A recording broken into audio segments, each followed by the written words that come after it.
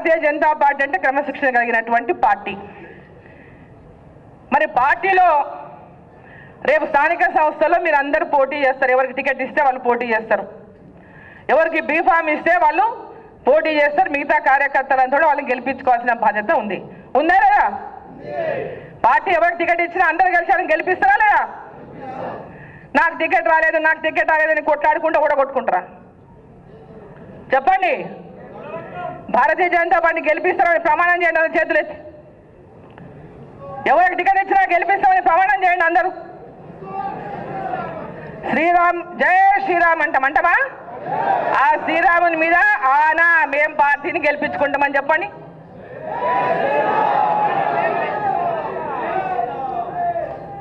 మరి మొన్న ఇక్కడ మన కార్యకర్తల క్రమశిక్షణ అన్నప్పుడు ఇక్కడ అధ్యక్షులు వారు ఉన్నారు కాబట్టి చిన్న విషయాలు రెండు దృష్టికి తీసుకురావాలి. అంటే ఎప్పుడు నేను బయట మాట్లాడాలంటే అలవాటు నాకు లేదు జనరల్గా. ఎందుకంటే నేను ఆ పార్టీలో ఉన్నా, ఇంతకుముందు ఉన్న కాంగ్రెస్ పార్టీలో ఉన్నా, ఎక్కడున్న క్రమశిక్షణ తప్పే వ్యక్తిని కాదు, తప్పలేదు కూడా. ఇప్పుడు కూడా మీరు ఉన్నారు కాబట్టి మీ ముందు ఇంతమంది ఎదురుగా చెప్తున్నా, లోపల ఒకటి బయట ఒకటి చెప్పేది మాకు అలవాటు లేదు. కార్యకర్తలందరూ క్రమశిక్షణతో ఉన్నప్పుడు పార్టీకి పని చేయకుండా పార్టీని ఓడించడానికి పనిచేసిన కార్యకర్తలకు మరి క్రమశిక్షణ రాహిత్యం చర్యలు ఉండాలా లేదా?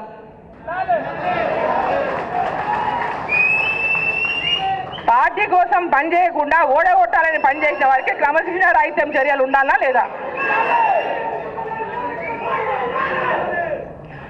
ఈరోజు ఇక్కడ చాలా మంది ఉన్నారు, నేను పేర్లు తీసుకోదలుచుకోలేదు. వాళ్ళ గుండె మీద చేసుకొని అదే జై శ్రీరామ్ అంటాం, అదే జై శ్రీరామ్ అని గుండె మీద చేయి పెట్టుకొని మరి భారతీయ జనతా పార్టీకే మేము ఓటేసాం, మేము వెన్నుపోటు కూడా లేదు కార్యకర్త అని చెప్పానండి కొంతమంది.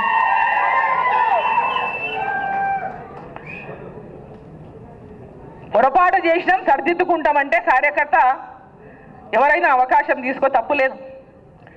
కానీ మళ్ళీ దబాయింపు రకంగా ఉల్టాగా మళ్ళీ చేయడం అనేది క్రమశిక్షణ రాహిత్యమా కాదా?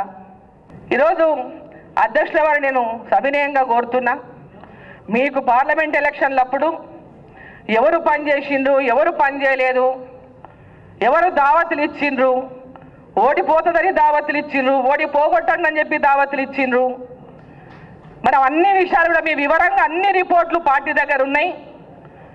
ఆ విషయాలన్నీ కూడా మీరు, ఎందుకంటే మీరు చాలా న్యూట్రల్గా పార్టీ యొక్క గెలుపు కోసమే, పార్టీని అధికారంలోకి తేవడం కోసమే పార్టీ మిమ్మల్ని ఇక్కడ న్యూట్రల్గా ఉండాలని మిమ్మల్ని నియమించింది. కేవలం పార్టీ గెలిపే లక్ష్యంగా పనిచేసే కార్యకర్తల మనసులు దెబ్బతినకుండా మీరు పూర్తిగా బాధ్యతను స్వీకరిస్తారని చెప్పి నేను ఈ సందర్భంగా మిమ్మల్ని కోరుతూ, కార్యకర్తలందరూ క్రమశిక్షణతో మెలగాలని, క్రమశిక్షణ తప్పి ఒకరు క్రమశిక్షణ తప్పినా మనం క్రమశిక్షణ తప్పొద్దని మరోసారి కార్యకర్తలందరూ నేను కోరుకుంటూ,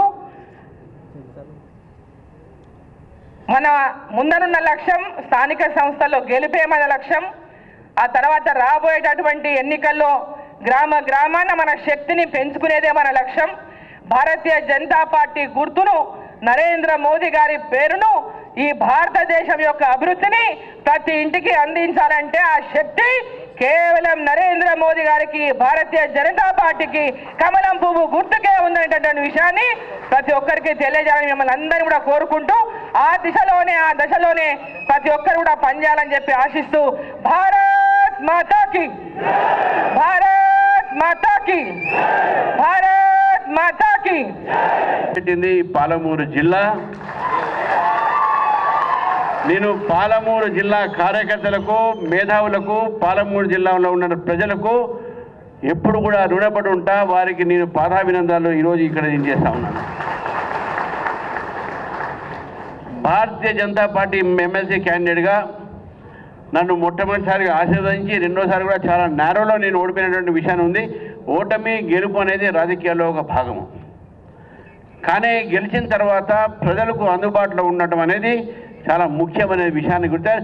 నేను 6 సంవత్సరాలు ఎమ్మెల్సీగా ఉన్నప్పుడు నేను తరచుగా మహబూబ్ నగర్ వచ్చే, మహబూబ్ నగర్ జిల్లా, ఉమ్మడి జిల్లాలో వచ్చే ఇక్కడ ఉన్న ప్రజలు, కార్యకర్తలతో నాకున్నటువంటి ఒక ఆత్మ అనుబంధం చెప్తున్నాను. నేను చాలా దగ్గరతోనే అందరితో నాకు అనుభవం ఉందని చెప్పి ఈరోజు నాకు చాలా సంతోషం ఉంది.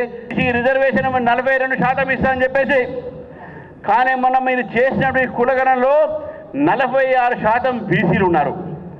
మరి 46% సరే 42% మీరు ఇస్తున్నారు.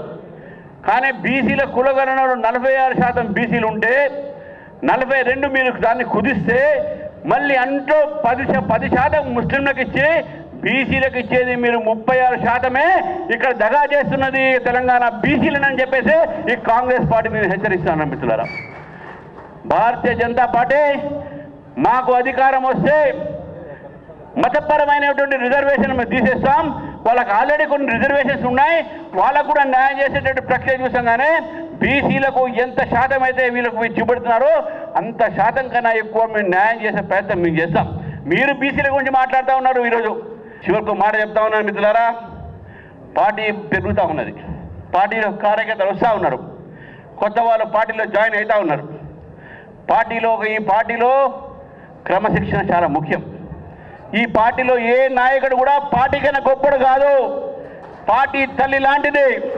పార్టీకు ద్రోహం చేస్తే ఏదో రోజు దాని మీద చర్య ఉంటుందని చెప్పి తెలియజేస్తూ క్రమశిక్షణతో అందరం కూడా ముందుకు పోవాలి, నడవాలి, బీజేపీని గెలిపియాలి అనే ఉద్దేశంతో అందరూ కూడా ఇక్కడి నుంచి కదులుదామని చెప్పి తెలియజేస్తూ ఈ అవకాశం ఇచ్చినందుకు కూడా ధన్యవాదాలు. భారత్ మాతాకి జై.